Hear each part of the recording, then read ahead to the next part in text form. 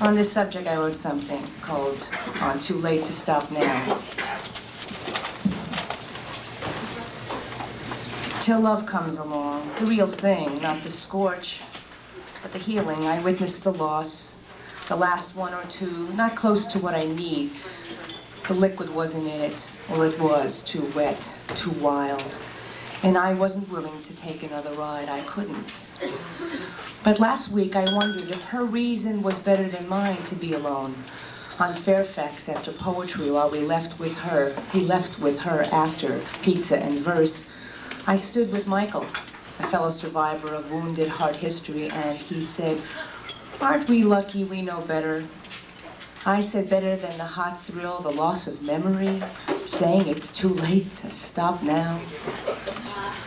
I was once embalmed in sheets, my eyes covered by white cloth, so I could only see the shadow of my life.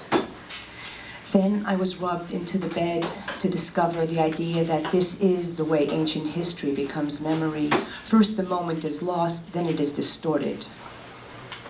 It is never as wonderful or as terrible as it really was, because we don't see things as they are, but as we are. I unravel from the tomb tight, knowing I am getting too far out, too far away, knowing it is time to stop now. Chafed by the sea, scarred by the salt, into sand, into foam, into accidents of imperfection, compelled to be the tide at the end of the sea and the era.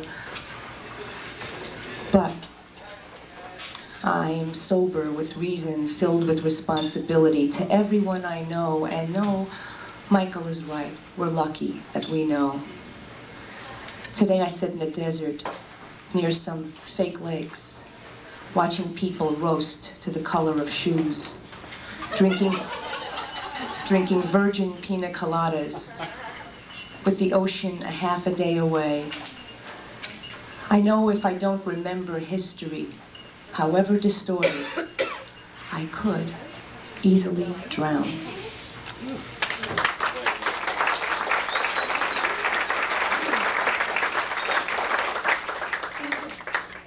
I wrote this a couple of weeks ago on the subject of, I forgot what it was, but it goes. Van Morrison wrote a song called, and one of the lyrics on it was, "It's too late to stop now." And I sort of related to that, so as you'll see from this poem.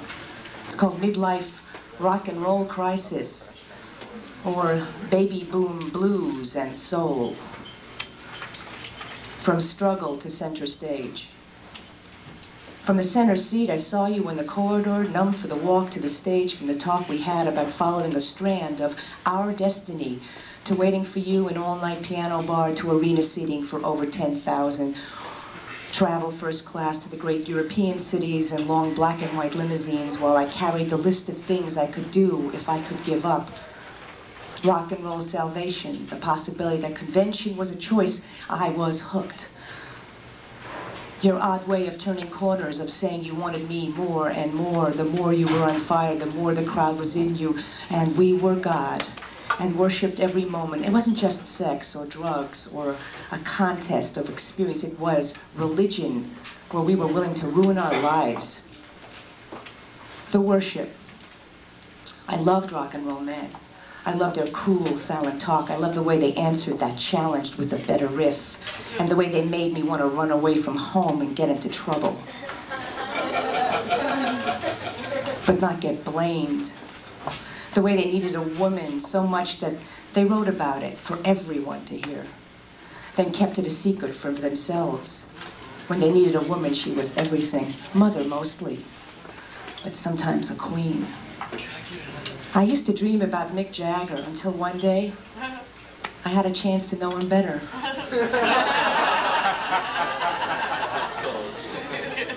I said no. I have witnesses. Girlfriends of mine followed me up in his limousine till I got out.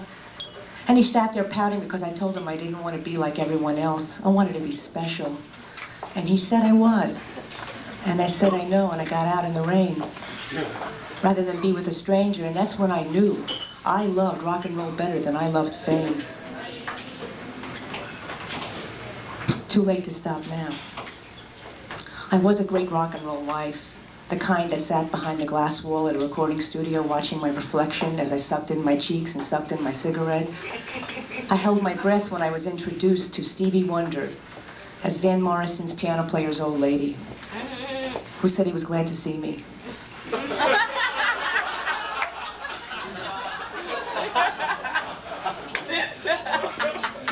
I was in an entourage of old ladies who worried about other women when they stayed at home.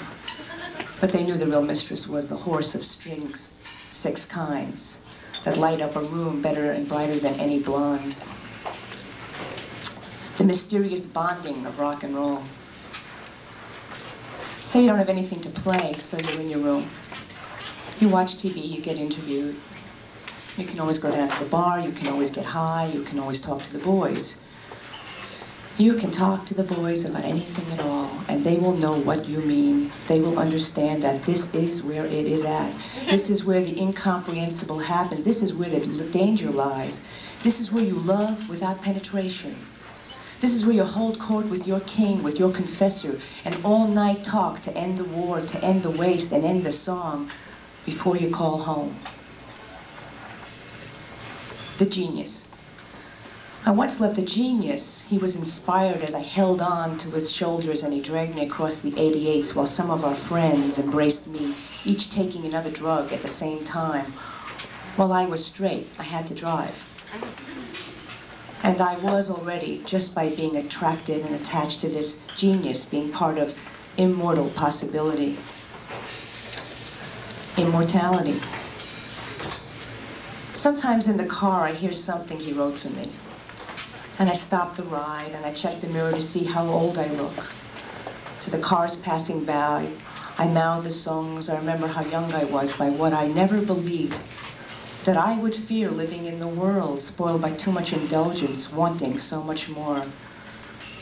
I knew it was a phase, a bunch of days together with rich rebellion, getting away with the weary walk of suits and ties and laundry and dishes, working for whatever they paid, daring security with adventure, feeling so alive. The peace of mind was just talk and denied for a higher time until I realized I wanted to get off the tour, I wanted to get off the bus, dying like the rest of my friends in the rock and roll war. Revival. From the center seat, I stood waving my hands to a song. The words were the same, but the hair were gray, and the bottles of Evian water on the stage instead of coffee cups full of whiskey. The wine, the smell of marijuana was gone. The feeling of middle age all around, and the distance I've come, and the values I never lost.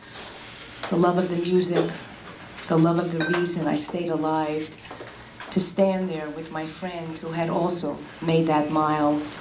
Around us, children asking mom and dad the name of the original band that he played in with his 3 friends, who changed the speed of aging to slow down, put it off, as long as possible. Too late to stop now? Maybe. Never grow old at all.